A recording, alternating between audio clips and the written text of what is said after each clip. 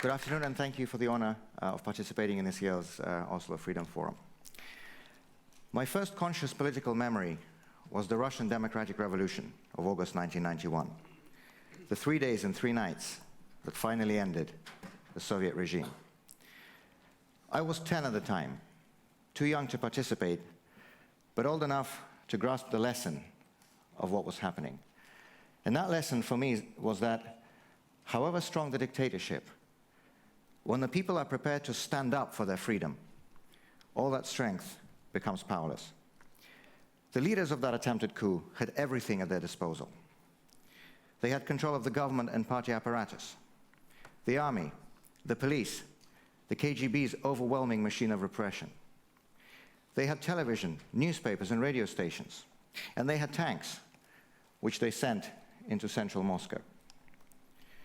Russian citizens, Muscovites, who refused to accept that coup, were not armed with anything except their dignity and their determination to defend their freedom.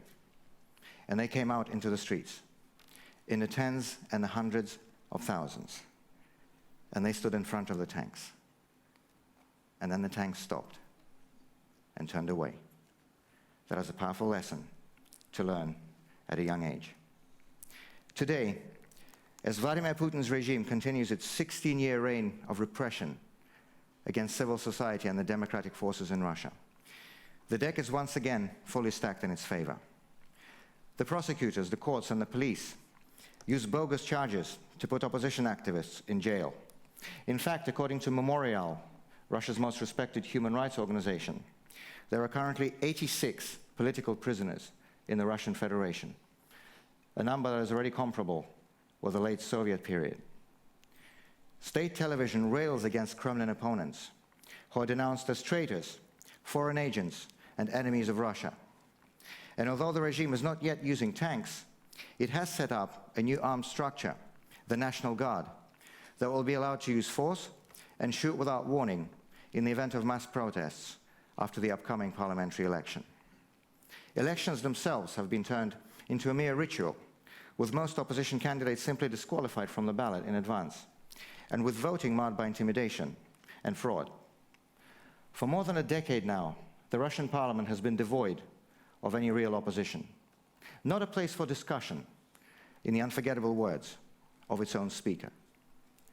This artificially created image of unanimity has been used by the Kremlin to claim universal or near universal public support in Russia for Mr. Putin and his policies. And too often, this has been repeated by Western commentators. But it is not true. A government that is based on genuine support does not need to jail its opponents, censor its television, or falsify its elections. In fact, the true worth of that fake unanimity was exposed when Vladimir Putin launched his war against Ukraine, and when tens of thousands of people marched through the streets of Moscow in protests. Despite the threats, despite the pressure, despite the intimidation, the line of Muscovites who came out to say no to Mr. Putin's war stretched along the Boulevard Ring, all the way from Pushkin Square to Andrei Sakharov Avenue. That march was led by Boris Nemtsov, the leader of Russia's pro-democracy opposition, who dedicated his life to the struggle for a freer, more democratic, and a more hopeful Russia.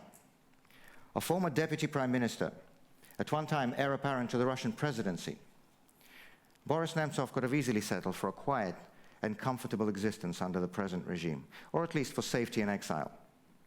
But he loved Russia too much to stand idly by and watch its future being destroyed by authoritarians and kleptocrats. And so he chose to stay and fight. And in the end, he gave his life to that fight. In February of last year, Boris Nemtsov was killed by 5 bullets in his back as he was walking home over the Bolshoi Moskvoretsky Bridge, 200 meters from the Kremlin wall. When all else fails, when the threats and the smears don't work, they use bullets as the final argument. But we will not be afraid. We know that there are many people in Russia today who reject the corruption, the autocracy, the international isolation, that have become the hallmarks of the Putin regime. I meet these people every week as I travel around our country, as we hold street rallies, public meetings, and political discussions to try to break through that wall of propaganda and coercion, as we engage and support young opposition activists who are willing to fight against the odds by standing as candidates, even in today's truncated elections, including the upcoming September election for the State Duma, in order to have their voices heard, in order to get their message across, in order to get that political experience that they will need in the future. Boycotts are meaningless. We must use every opportunity to challenge this regime, including through the flawed and manipulated electoral process. And in fact, we know from recent years that whenever real opposition candidates actually make it onto the ballot, they show impressive results, well into the double digits. And that is very uncomfortable for the Kremlin, because it destroys that fake unanimity. And so today, we have more than 24 such young leaders who are running as candidates across the country, from the shores of the Baltic Sea in St. Petersburg to the shores of Lake Baikal in eastern Siberia. They have already begun their campaigns, organizing activists, holding meetings, initiating petitions, publishing newspapers and leaflets. They have already come under pressure, some losing their jobs, others being targeted by police raids and criminal prosecution. But they will not back down. We will not back down. We will continue our work, whatever the obstacles they put in our way. And I can speak to this from personal experience. 1 year ago, in Moscow, I fell into a coma as a result of severe poisoning that was certainly intended to kill. In fact, doctors told my wife they estimated the chance of survival at about 5%. But I'm here. I'm back on my feet, well, almost, and back at work with my colleagues in Russia, because there's nothing better this regime would like us to do than to give up and run away, and we're not going to give them that pleasure. As Boris Nemtsov always said, it is our country. We have to fight for it. Of our friends in the West, we ask only one thing. Stay true to your values. We're not asking for your support.